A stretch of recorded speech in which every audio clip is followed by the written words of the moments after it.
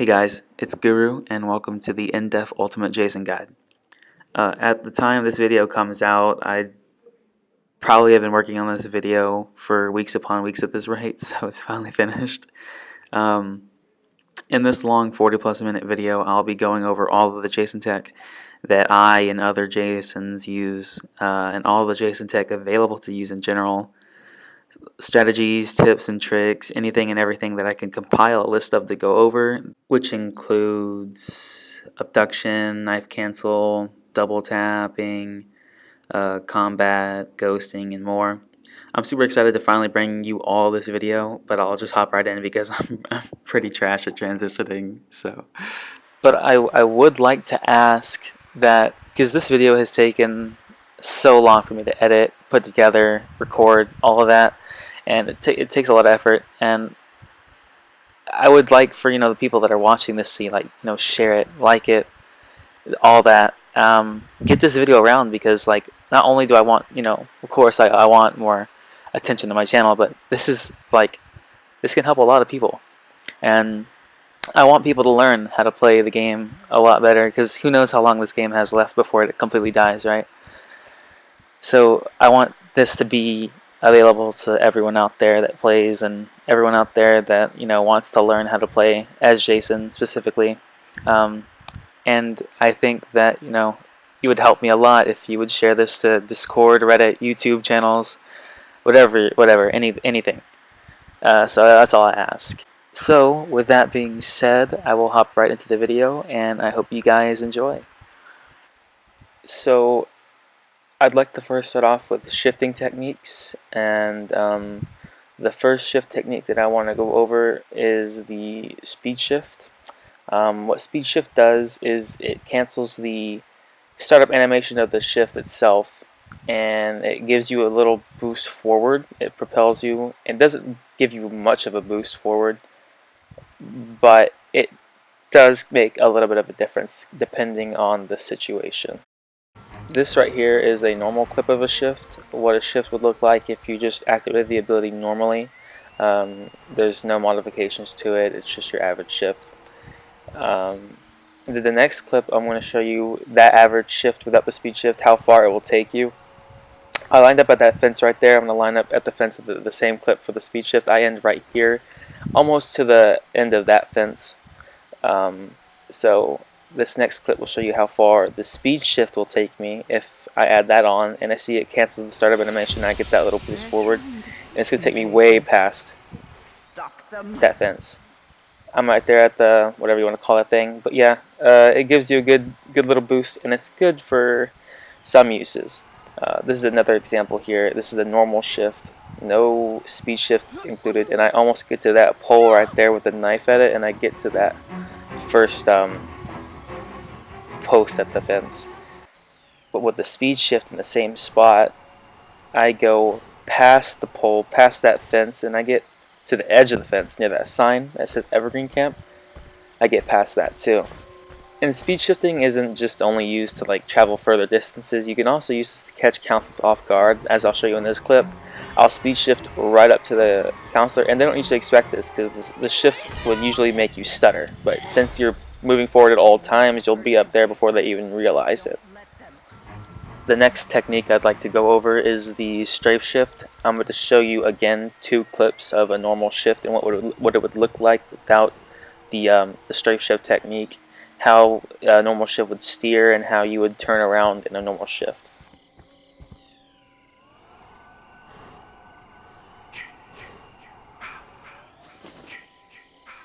So now the strafe shift clips. A strafe shift will give you more control over your shift overall. You can allow yourself to shift to the left, to the right.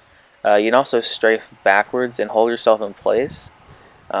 Strafing forward does absolutely nothing. It doesn't give you a boost forward or anything, so it usually doesn't help you anything. But you can also use strafe shifting to navigate yourself into houses during shift better. You can go around corners, through doorways and other tight spaces fairly easier, as opposed to if you just normally shifted. Strafe shifting overall it is very useful just to navigate your way, because the normal shift usually is like very hard to control, and it looks a lot better if you strafe. Also note that you can speed shift and shift strafe in the same shift. Next, I'd like to cover knife cancel shifting. What it does is it turns what would be a first-person shift into somewhat of a third-person shift.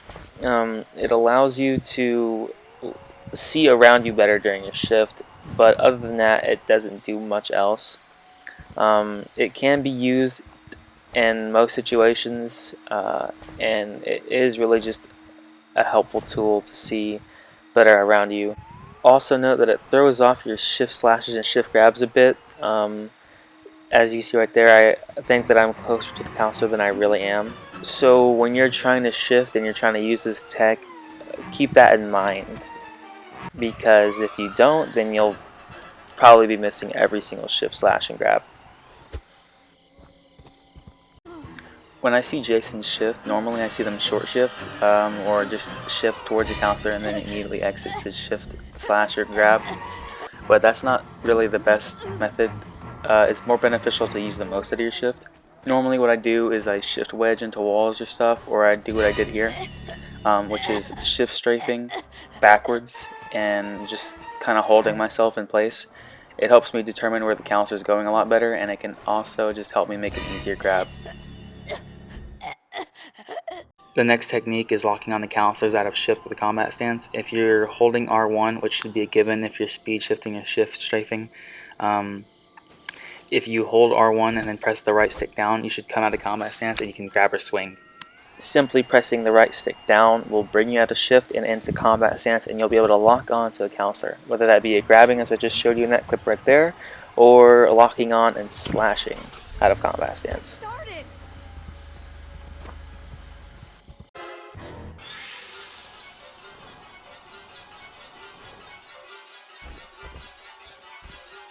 These are some clips of me using the combat stance cancel out of shift to grab counselors by locking onto them. It really is useful, and it has greatly impacted my shifts. My shifts are a lot better and more accurate now, and at the time of recording this video, people in the community have noticed that my shifts are a bit better. So this is very helpful. Just being able to lock onto the counselor while they're running past you, it just helps wonders.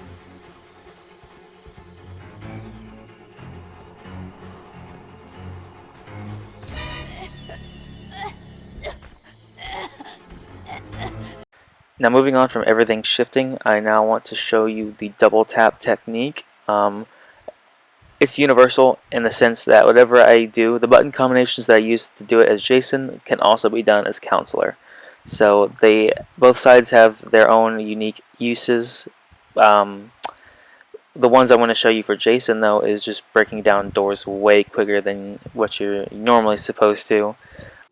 Basically, how it works is you're entering the inputs for two swings at the same time. The heavy attack because you start out in combat stance, and the light attack because you exit combat stance. So, just by hitting R2 or right trigger while clicking sprint to exit combat stance is what saves the automatic heavy attack once you re-enter combat stance.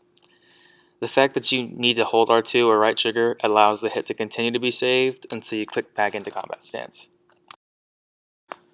First, I'll show you how to do it on host. To double tap on host, you start out in combat stance, swing with R2 or the right trigger, and then immediately press down the left stick to sprint. It is important to note after you press R2 or right trigger, you need to keep holding it down for the entire duration of this technique.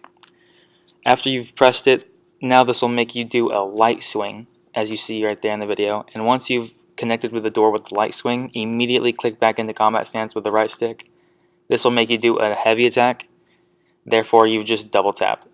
You can repeat this process as you see fit until you break down the door, and it speeds up the door breaking process by a lot.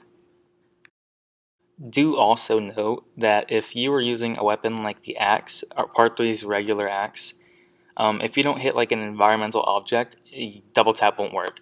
Meaning if you don't hit like the side of the door or a wall, and your axe goes flush with the door and it just simply goes through it, then you can't double tap. To quickly double tap, you need that rebound animation to quickly be able to go back into combat stance to do the overhead swing, so it's very vital that you hit an environmental object like a wall or such to do it. This is me doing more of the double tap right here. I'm going to show you how I hit the wall and I can immediately click back into combat stance right there. After the light swing you see, I can immediately click back into combat stance, and that will be the double tap. And you can apply this to the door if you hit the walls around the door frame. If you don't hit that wall and you just go flush with the door and only hit the door, you won't be able to double tap. It'll just take the same amount of time as a regular like door swing. So it's very important to hit the wall or anything around that's a solid environmental object.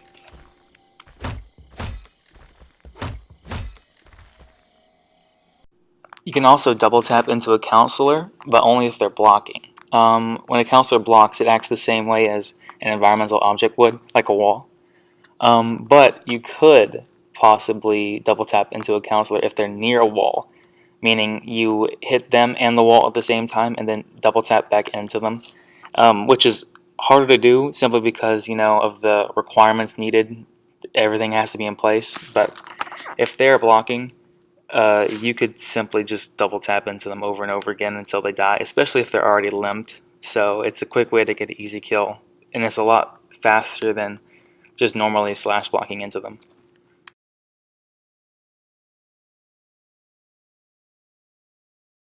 Now I know I just showed you how to double tap on host, but it's very important to note that it's a little different to do off host in your pub lobbies or whatever.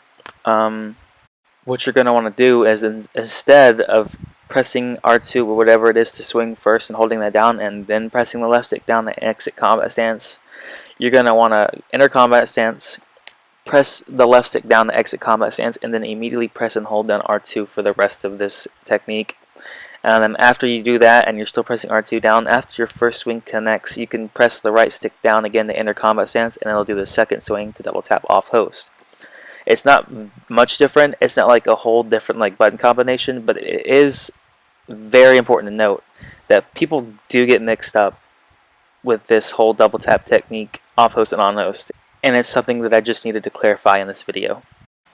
Moving away a second from the advanced button combinations, we're going to do a somewhat simple yet very helpful technique as Jason, and that is double trapping.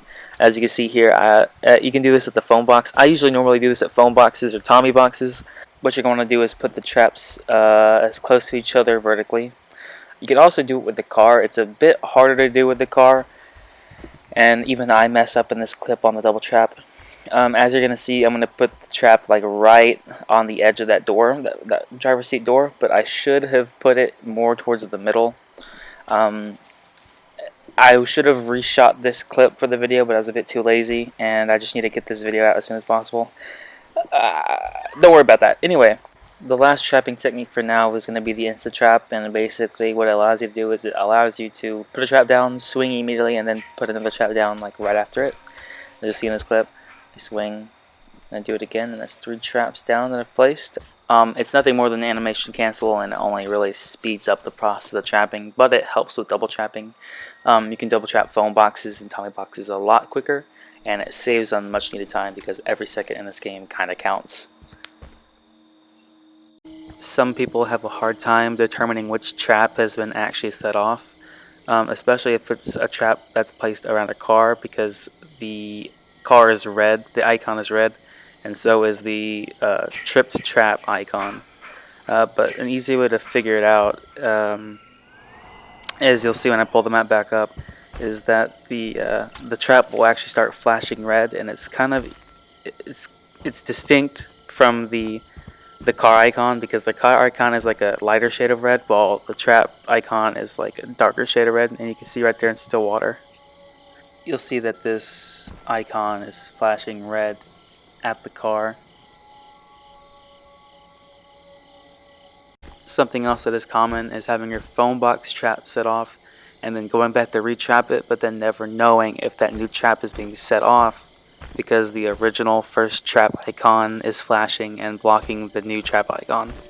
This also happens if you're double trapping and one's set off. You never know which one is set off, and if you're going back to trap with that again, it just can lead to a lot of confusion. But there is a way to distinctly tell them apart.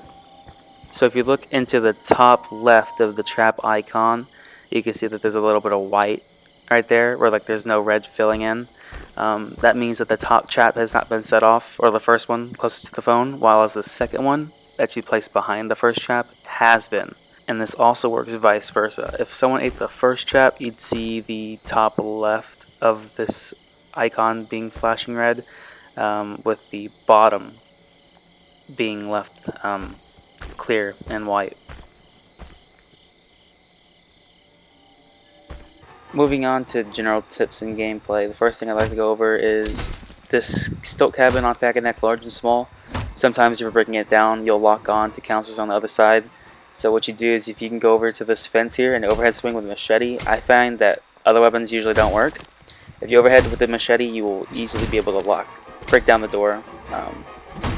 It just saves a lot of time instead of locking onto the counselor. Next, we're going to cover breaking down doors in general. I do this sideways technique so my weapon doesn't get stuck at the door or on the wall or anything. You can also do it with windows. I do the sideways. It's a lot better than just normally breaking down the door, like holding down R2 or just combat stancing normally. Doing it to the side almost never gets your weapon stuck. Also, you can do like a little rebound animation. Do you see when I break down the door and I immediately start moving there? If you press R1 after you swing at the door, it'll block and you can move freely. I do it every swing. You usually shouldn't do it though, because I mean it can mess up your timing with the door breaking, so just do it on the last hit unless you can get the timing down perfectly. But you should always press R1 to rebound after the last swing so you can immediately move. You can also do it to windows. Next, I'll show you how to triple trap objectives. Usually I triple trap the phone or Tommy box depending on what, the match objective is. Here I'm going to show you how to do it to the phone. Do it exactly how I do it. I can't really explain how to perfectly do it. It's just something that you have to learn through trial and error, and you have to eye it out basically. There are like no sure ways to get this. You just have to do it and hope that you get it, to be honest, but it's not really that hard. You have to put the first trap next to the phone box, like right under it, so you can put the other two traps like to the left and the right diagonally to the first one, and it'll look like that. And this is me showing you that these traps work. The counselor has the phone box fuse, so they're gonna try to sneak by those traps and do the animation, start the minigame, but they're gonna get caught in each one. Please, anyone.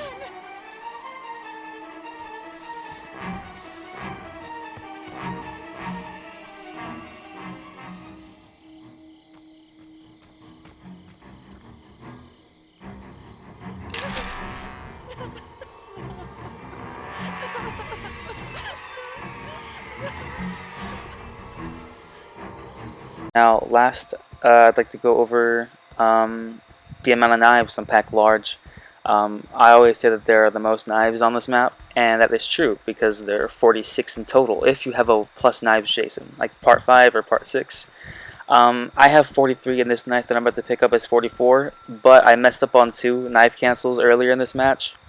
One at the lodge, the porch of the main lodge in Pack and Neck, and then one in a house near Palmer's.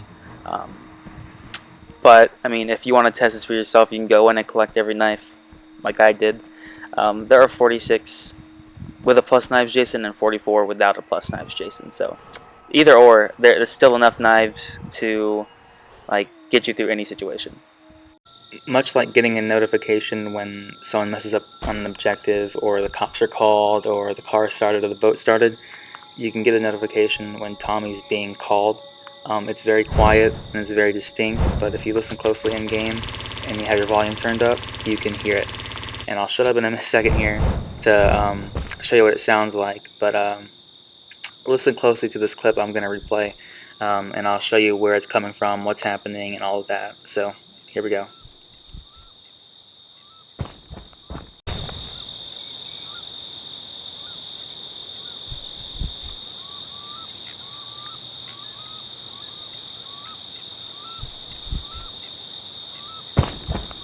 Now, basically what that was is the shuffling that the counselor does before they start actually calling Tommy. As you see in the beginning of the animation, they moved forward towards the radio. And that shuffle sound they make when they move forward is the sound that's played. Hello? Everyone in the game can hear it, even counselors. Other counselors can hear it. Is anyone there? It helps you determine whether or not you get the right Tommy box, and it is very helpful to know when Tommy's being called or not. Is anyone there? This is not... Anyone out there? You... Hello? Hello? Is anyone there? This is not...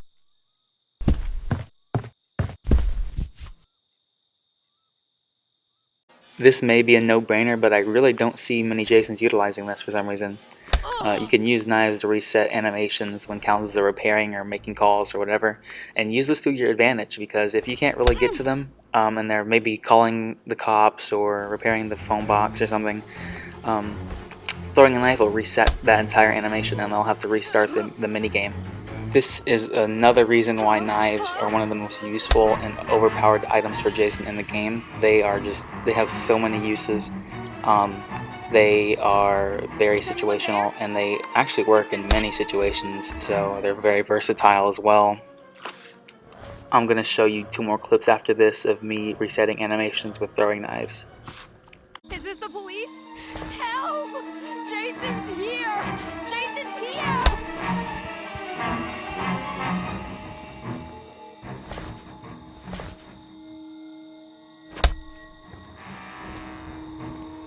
Yes? Is this the police? I need you to listen to me. Jason Voorhees has returned and... No!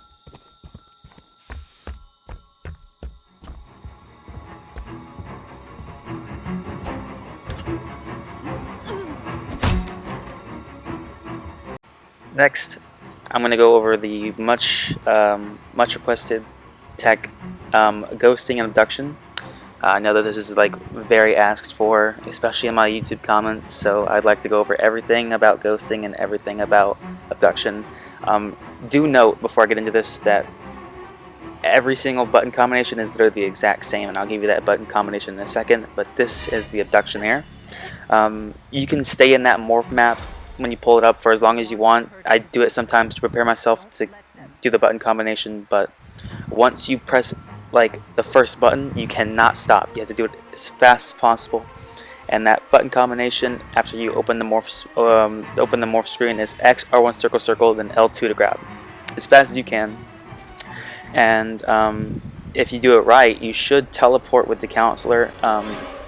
What it does basically is it cancels the morph after you've already morphed, and the game will allow you to do one more action before you actually morph, and you can use that action to grab and take a counselor with you. Next, I'll tell you how to ghost. Simply, you want to open your morph map and then continually hold R1 for the duration of this, and once you can pick anywhere on the map to, put your cursor on, but once you press X, you need to continue holding R1 and then continuously cycle between pressing X and circle, and this will allow you to stay in one spot as you see it here.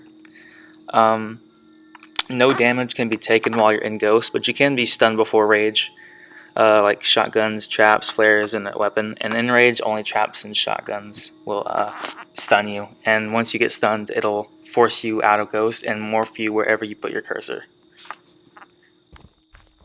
Now, under some circumstances, with some Jasons, ghosting is useless. With Part 2, if he's demasked and you ghost, you can see his hair. And it's a dead giveaway, counselors can see it. So there's no point in ghosting with Part 2 if he's demasked. Same goes with Part 6, as you'll see in the next clip. Demasked or not, you'll be able to see his utility belt when he's ghosting, so it also makes him pretty useless to ghost with. And then same goes with Savini. Demasked or not, you'll be able to see the fire particles coming from him. And if he's demasked, you'll also be able to see his fire eyes. So be careful when you're choosing a Jason to ghost with. Savini and 6 are practically useless to do it with in part 2. If he's demasked, he is. While ghosting, you can also abduct a counselor. While doing the circle X spam with Ghost, if you just input R1 circle L2 whenever you want, you can abduct the counselor away.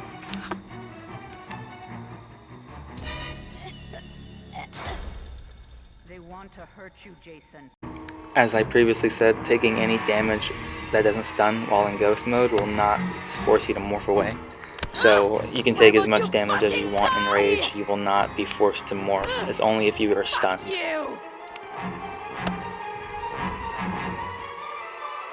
Like that? I'm now going to show you a compilation of things forcing me out of Ghost once I get stunned. Traps, firecrackers, weapons, shotguns, flare guns. If you're not in Rage, and anything that would stun you normally would knock you out of Ghost, and it will morph you wherever you chose to put your cursor before ghosting. Get up, Jason. Find them. Kill them.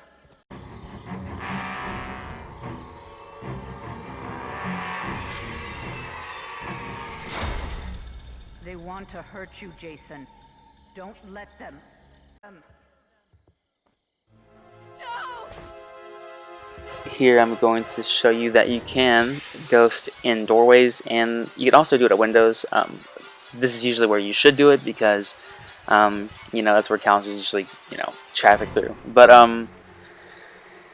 you can ghost. The counselor will not be able to sense you at all unless they run to you and try to go through that door, and that's when they would be blocked off by you.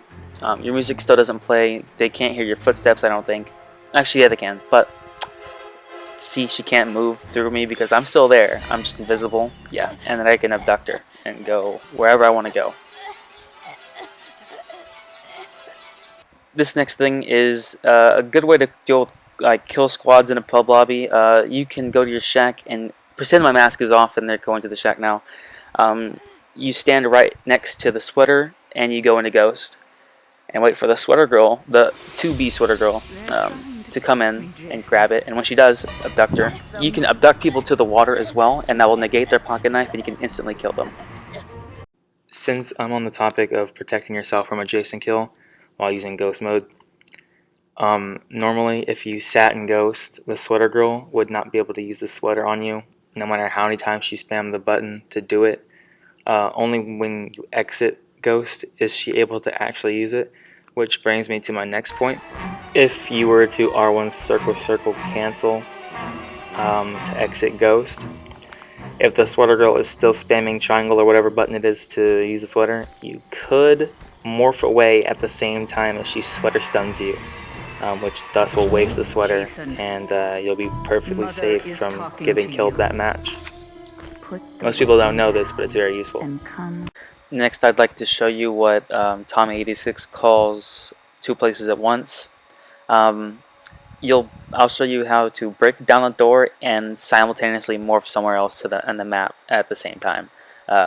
It's the same button combination as Abduction would be. It's using the same Morph Cancel. It's Morph X, R1, circle, and then instead of pressing L2, or the left trigger, you're going to want to press and hold R2 or the right trigger, and it'll break down the door. You can also do this in Rage by just pressing X instead of R2, and most cases it won't help you. It's situational. It is usually just to show off. It's a flashy little move. You can use it in your matches for some things, like to pick up a knife. You can morph away and pick up a knife at the same time. You can also break down a door, or maybe break a power box and then morph to another objective at the beginning of the game. That might be helpful, but it's situational, very situational. Using two places at once, instead of holding R2 after you morph to break a door down in another location, if you were to just simply press X at the end, you'd be able to rage through a door. Using the XR1 circle circle X button combination, you can abduct counselors out of boats and cars.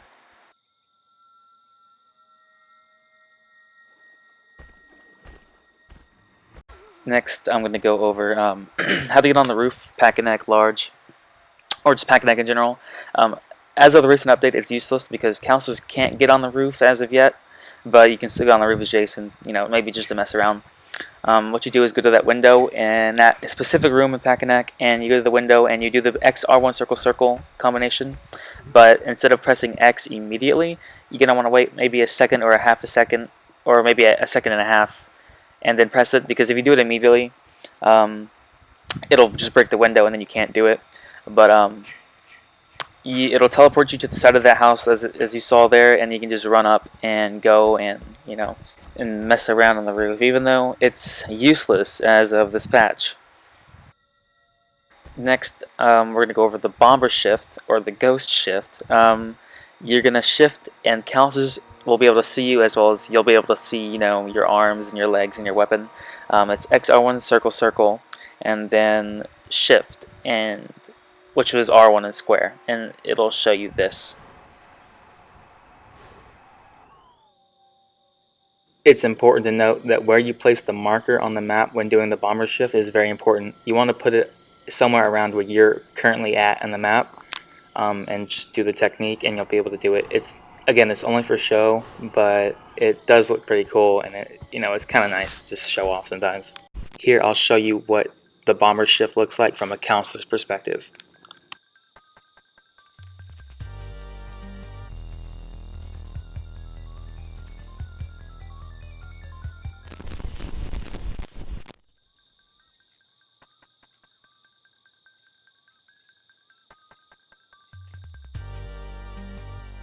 Now for the most difficult tech in this section. It's a ghost running, ghost walking. It is something that you need to... It'll require constant button pressing. You're going to have to not mess up this at all, or it's going to just morph you away, as you saw there. After you morph, you're going to want to press X and then start running. R1 circle X, R1 circle X, R1 circle X. To move, actually run fast, you're going to have to press and hold R1 for a couple seconds. Pressing it too long will morph you away. When I do it, I hold down R1 for half a second to a second. You don't want to do it too long, or it will morph you away, as I said. But if you keep repeating the combo of R1 circle X like this, you will be invisible. It's like ghosting, in one spot, but you'll be moving, so it gives you that extra benefit. It's very powerful. It's very powerful, especially if you pair this with Abduction. It's probably, in my opinion, it's probably the strongest exploit in the game, for Jason at least. Just for the simple fact that the only way that a counselor can detect you in this state is if they hear you running, your footsteps, right? It's very powerful, and mastering this would be pretty fucking OP too. It can be your saving grace in situations like a kill situation. You can abduct Tommy or escort a girl away and ghost. They won't know you're there unless they hear you. It's really good, but it's very hard to learn. Since ghosting with the Demask Part 2 was useless, that also means ghost running with a Demask Part 2 is also useless. This is the same for Part 6 and Savini. Ghosting or ghost running with them, no matter what, it will always be useless. So next we're going to go over all the combat tech that I use when I'm dealing with groups of counselors, or just one in general. I feel like some Jasons overlook this aspect.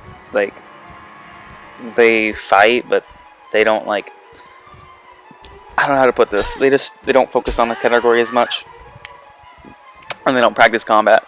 But I'm gonna replay this clip here, and I'm gonna show you what I'm talking about in this clip. It's light swinging in combat stance and out of combat stance. It's not hard to do. You just lightly tap right trigger or R2 depending on what console you're on. And you can also pair that with a swing, just in case. Not a swing, a block, just in case the counselor swings at you right after you swing at them, which is what you're gonna see right here. The swing on you can immediately block. It's helpful not to take damage, of course, and not to get stunned, but you know the basics of this. It's the basics. More of the light swing block combo. While you're in combat stance is basically just swing with R2 or right trigger, lightly tapping it for a light swing, and then blocking with R1 or right bumper. It's pretty simple, pretty basic, but it can help you. It's kind of easy to mess up, as you're going to see me do here, but it's like the beginning step of learning all the other combos that I use. Next is another simple combo. It's a block knife combo. As you see right there, I block and then throw a knife. It's another simple way of getting some damage off, and if you add a swing after the knife, then it's extra damage, and the counselor won't really expect it to happen. This is the knife slash combo.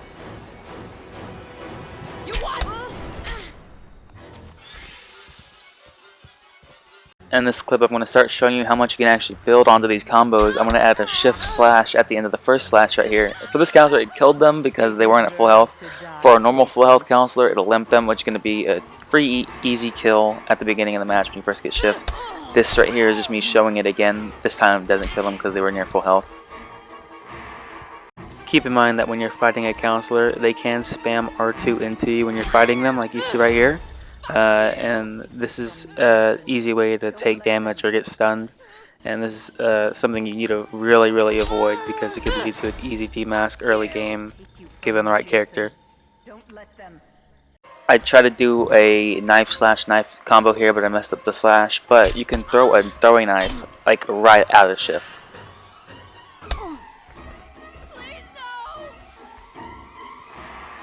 You can also add another slash to the knife to limp them if they aren't already. With the weapon strength Jason, it'll probably limp them by the time you throw the second knife, the one coming out of shift.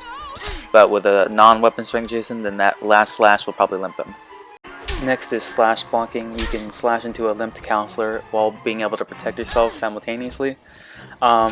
If a counselor tries to spray themselves when they're doing this, just swing at them and it'll cancel animation. Same goes for another counselor trying to spray the limped counselor. As long as you're like slashing the sprayer, it'll cancel it. This technique is very useful, and it's a free kill most of the time once you get a counselor actually limping. Next, I want to show you that you can actually slash block at objectives. When someone's trying to call Tommy, repair a phone box, repair a power box, if you slash into the objective, you'll be able to cancel not only their animation, but you can also cancel into a block, so you can protect yourself if they try to swing at you, or if any other counselor tries to swing at you. It's a good way to battle for an objective, especially if they are guarding the power box and you can't cut it. You can shift in to the Tommy house and do this most of the time. It's very helpful. This is me doing the same exact thing at a power box.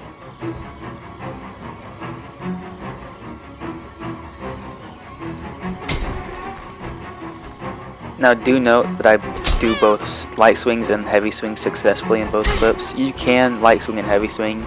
Usually it just depends on where you're standing at the objective. Next I'm going to show you window damage, which is basically just getting more damage in if a counselor leaps and jumps in through a window. What you want to do after they jump in is break the window and then wait for them to actually get up and finish the animation. They have to stand up fully for you to actually throw the knife at them, because if you don't, then they won't take full damage. This is an example of you doing the wrong thing and not waiting for them to stand up after they've jumped through, which will not give them the full damage possible. Now I'm going to prove this. In both of these clips, the counselor's at full health, and in this one, I waited for them to stand up, threw the knife, and then I slashed them and they're limping. I'll show this again here. I break the window, I wait for them to stand up, throw the knife, and then I go in and I slash them. And if I do it right like I did here, it's gonna limp them. That's basically 50% damage off that window. Now if you don't wait for them to stand up, they won't take full damage, and I'll show you by going out and slashing them here. It doesn't limp them, and this just shows you the wait for them to stand up and then throw the knife into them. The last strat for this combat section is the Tommy Jarvis. It was made by Gotham Zero. I will leave his link to his channel in the description. But basically what it is just an easy setup to limp a counselor. It's called the Tommy Jarvis, I'm pretty sure, because it's also an easy way to get a free kill on Tommy that isn't suspecting like you to move so quick. Basically what it is, to set it up, you throw a knife into a counselor and you don't do anything else. You have to wait till you have shift, and once you have shift, you throw the other knife and then you shift into them immediately, as you see here, and slash. This will limp them, and it'll start the whole slash block cat and mouse game. It's very strong. If you can land this perfectly, it's a guaranteed kill as long as you can slash block well. What a counter would have to do to counter this strategy is to use a spray once they've been knifed once. Thus, that'd be an overspray. That'd be waste of a spray because they'd be overhealing. So it's a good way to not only waste spray, but it's also a good way to get a free kill if they don't overspray themselves. If you were to use this strat on Tommy, his only saving grace would be his shotgun. If he misses the shotgun somehow at close range, it's a done deal.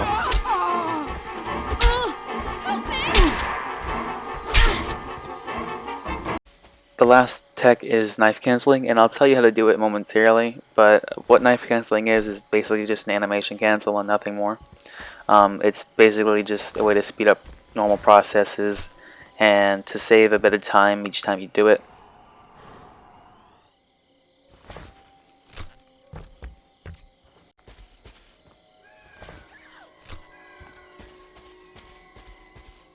To quick grab a throwing knife, you go up to one and you press X and then you immediately press L1 and hold it and wait until the knife gets pulled out of the wall by Jason. Once the knife is actually pulled out of the wall, you let go of L1 and then immediately press circle. This will cancel the remainder of the animation and you'll come away with the knife.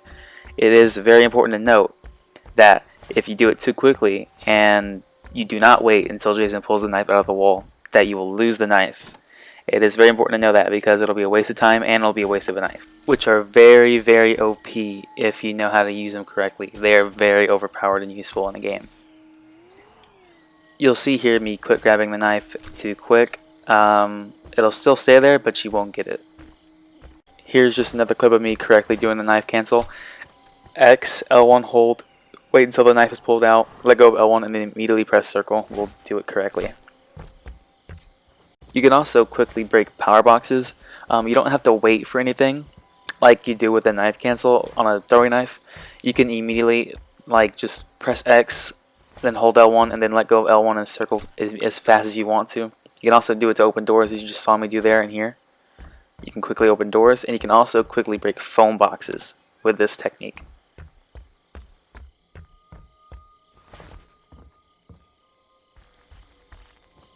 While definitely not as useful as a regular rage cancel or a knife cancel, you can change the direction in which you rage through a door simply by just pressing X and then holding L1 immediately after you press X.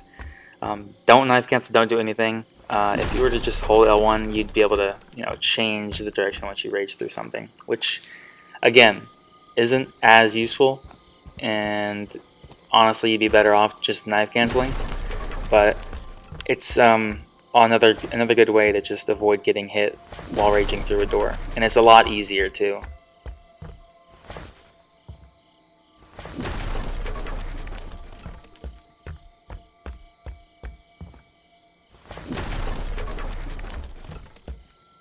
Naturally, if you can knife cancel to open a door quickly, you can knife cancel to rage through a door quickly.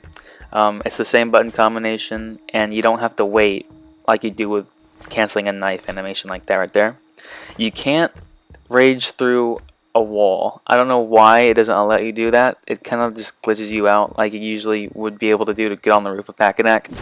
Anyways, it really isn't worth it to rage through a wall like that anyway, as you can just quickly break a door down. It's much easier and a lot better, and it can also save you from actually getting hit while raging through a door, which could maybe lead to a demask if you were to rage through it normally. Last but not least, you can knife cancel hiding spots like beds, outhouses, closets, and tents, and it'll cancel the entire kill animation, granting you a very, very quick kill. Like every other technique in this section, it uses the same button combination of X, L1, L1 circle. You don't have to wait like you do with the knife canceling a throwing knife animation. That's the only one that you have to wait while doing. The other ones you can do as fast as you want to. Do note it's easier to do these knife cancels off host than it is on host because you have a ping, and the ping will actually delay it, and it will allow you to not have to be so precise and so perfect with the button presses. That will be the end of the Jason guide. I appreciate you for watching, and I thank you for being patient with me while I try to get this done and complete. Now I'd like to give shout outs to the people that helped me create this guide, other people that let me use their tech and stats in this guide, and just people that, you know, help the community learn in general. I will leave the links to all their YouTube channels in the description below. I recommend you go check them out because they can help you learn a lot about the game if I haven't already. I will also leave a link to the Discord channel in the description below. It's a good place to learn about the game. We discuss the game every day, talk about tips, tricks, tech, and strategies. It's a good place to learn more about the game than just here in this video. And it's also a good place to ask questions if you have any, because it's filled with a bunch of great players of this game, a bunch of tournament players, a bunch of smart players, and it's just an amazing way to get a better grasp of the game and to become overall better at the game. Now on to the actual crediting and shoutouts that I said I would do. I'd like to give a shout out to Haru Mahmood, Toxbite, Tommy86, Boredom Era, Freaky JT, Something Cool, Wiz3933, Gotham's Hero, and Hey Guys for being my guinea pig in this video. So I'll leave all the channel links to all those people in the description below like I said I would. Really go check them out because not only are they smart and they know a lot about the game, but they can also like help you learn a bunch as well. If you have any other questions for me about the game, about Jason, just leave them in the comments section below and I'll answer them. I think I did cover like pretty much everything in this video, but if you have anything else you want to know, just ask me. I'll be happy to, you know, explain it for you. Again, thank you for watching, sitting through this 33-minute video if you did, and thank you for being patient with me as I tried to get this out as quick as possible. This was a very long project. It took quite a while and quite a lot of work to do, but in the end it makes me feel better to be able to enlighten the community. So anyway, thank you for watching and I'll see you guys in the next video.